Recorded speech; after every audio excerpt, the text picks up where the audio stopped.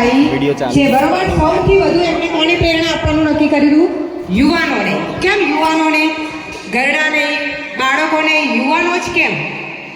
તો કોઈ પણ દેશના યુવાનો એ દેશની કરોડરજ્જુ કહેવાય. કરોડરજ્જુ એટલે તો ખબર ને? હા કે ના? બરોબર. આપણા શરીરમાં જો આપણી કરોડરજ્જુ તૂટી જાય, ભાગી જાય કે નકામી થઈ જાય તો આપણું શરીર રહે નહીં.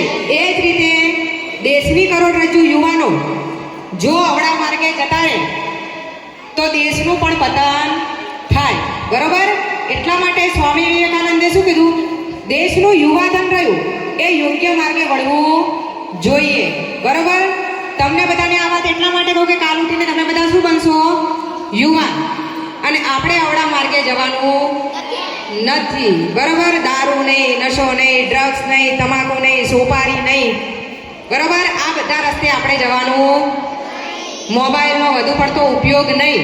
ઉપયોગ કરો પણ યોગ્ય દિશામાં ઉપયોગ કરો. પછી આપણું વાંચવાનું, લખવાનું આ બધું મૂકીને મોબાઈલનો ઉપયોગ કરાય નહીં. બરોબર. તો દેશના યુવાનો ખાસ કરીને સ્વામી વિવેકાનંદના જીવનમાંથી પ્રેરણા લે, એમના પુસ્તકો વાંચે, એમના જીવનમાંથી કંઈક શીખે. એટલા માટે આ દિવસને રાષ્ટ્રીય યુવા દિન તરીકે ઉજવવાનું સરકારે નક્કી કર્યું. બરોબર.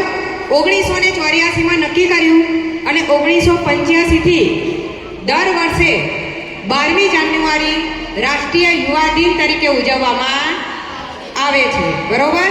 હવે સ્વામી વિવેકાનંદની જન્મ જયંતિ નિમિત્તે આપણે સ્કૂલમાં વક્તૃત્વ સ્પર્ધા, નિબંધ સ્પર્ધા અને ચિત્ર સ્પર્ધા યોજવાની છે.